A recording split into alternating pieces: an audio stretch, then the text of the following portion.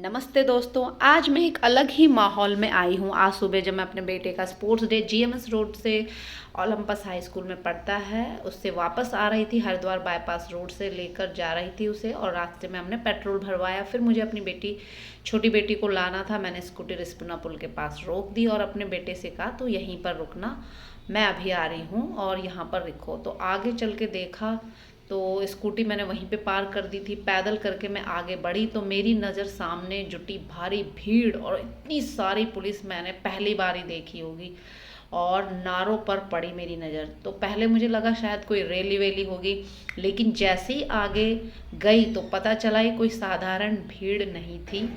ये एक पहाड़ की आवाज़ है जो स्वास्थ्य को लेकर चल रहा एक बहुत बड़ा आंदोलन, और मुझे लगा ये दिखाना बहुत ज़रूरी है क्योंकि ये सिर्फ खबर नहीं है, ये हमारे पहाड़ का दर्द है। तो आइए देखते हैं और सुनते हैं लोग क्या कह रहे हैं, क्या मांग कर रहे हैं, और ये आंदोलन क्यों इतना ज़रूरी है। तो इस पर नज़र डालने से पहले, सबसे पहले जैसे कि आप देख रहे हैं रोड पर कितनी भीड़ है, पुलिस इतनी ज़्यादा थी, मैंने तो फर्स्ट टाइम ही देखी है। और ये रिस्पना पुल हरिद्वार रोड है। यहाँ पे देख सकते हैं आप कितने सारे न्यूज़ एंकर, ब्लॉगर्स वगैरह ये यहाँ पर सब बैठे हुए थे। तो इससे पहले मैं कुछ यहाँ पे किसी को कैप्चर करती तो सबसे पहले मैं स्कूल जाके अपनी बेटी को लेने गई, तब मैं आगे का मैंने सोचा कि ये सबको दिखाना ज़रूरी है। तो मैंने कुछ वहाँ के चीज़ें रिकॉर्ड की, वो आप देखिए और समझिए। हम लड़ते रया भूलो, हम लड़ते रोला, हम लड़ते रया इजा, हम लड़ते रोला, हम लड़ते रया बेड़ी, हम लड़ते रोला। गिरीशन तिवारी अमर रहे, उत्तराखंड के शहीद अमर रहे,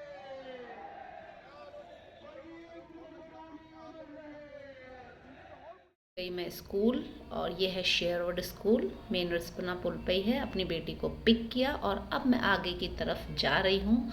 तो वहाँ देखती हूँ है क्या असली पढ़कर मुझे ये पता चला, जहाँ पर मैंने बैनर देखा था या कुछ लोगों से पूछा था उसके आधार पे मैं आपको बताती हूँ कि पहाड़ सिर्फ खूबसूरत नहीं, जीवित भी रहने चाहिए। चौखटिया से जो ये शुरू हुई थी ऑपरेशन स्वास्थ्य पद यात्रा, और देहरादून पहुँची, और वहाँ पे मैंने बैनर पढ़ा, कुछ लोगों से पूछा, तब मुझे पता चला कि ऑपरेशन स्वास्थ्य को लेकर है। तो सिर्फ ये आंदोलन नहीं, पहाड़ के हर उस माँ बाप, बुजुर्ग और बच्चे की आवाज़ थी जो समय पर इलाज ना होने से परेशान थे।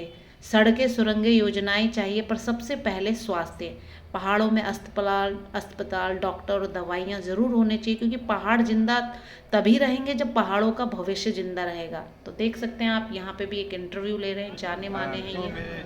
वहाँ चौखटिया में भी जो संचालन कर रहे थे मेरे सैनिक सिंह मेहरा, रैली का नेतृत्व कर रहे हैं। अब वही फैसला ले, यहाँ रुकना है या आगे जाना है, हम अभी उनके पीछे हैं। और बाकी मांगे स्पष्ट जो है वो स्पष्ट है। माननीय मुख्यमंत्री जी आए यहाँ पर, हमें बताएं आपकी क्या नीति है और आगे वो क्या नीति होगा, कितने समय तक रहेगी। अगर वो हमें 3 महीने का समय देते हैं, हम 3 महीने तक किसान नीति के लिए आंदोलन के चौखटिया का चल रहा है।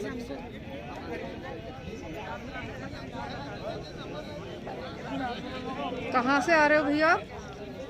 कहाँ से आ रहे हैं? चौखटिया से। क्या हो गई थी बात?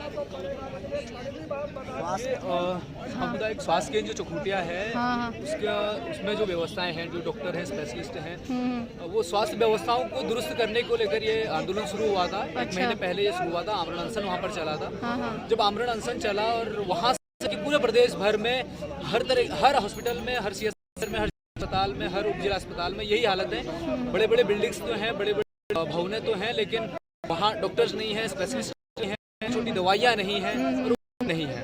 उसी कर फिर एक पदयात्रा जो है चौखटिया से निकाली, पहाड़ के पूरे पर्वतीय समाज की जो व्यवस्थाएं हैं उनकी पैरवी करते हुए हम लोग तक आए।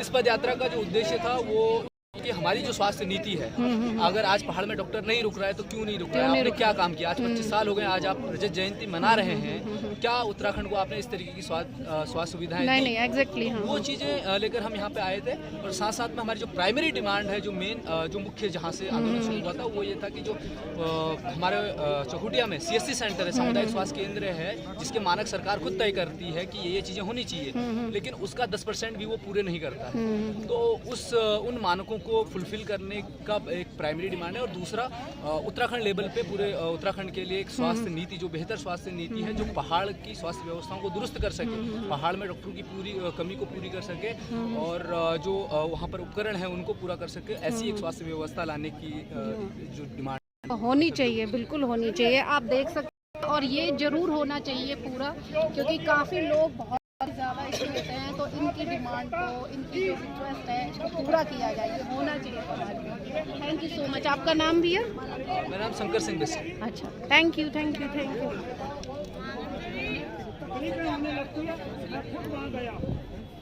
और मेरे सामने ही लोग आंदोलन उस चौक में भी कर रहे हैं, लेकिन 25 वर्ष अब हम पूरे कर रहे हैं। 9 तारीख को रजत जयंती समारोह मना रहे हैं।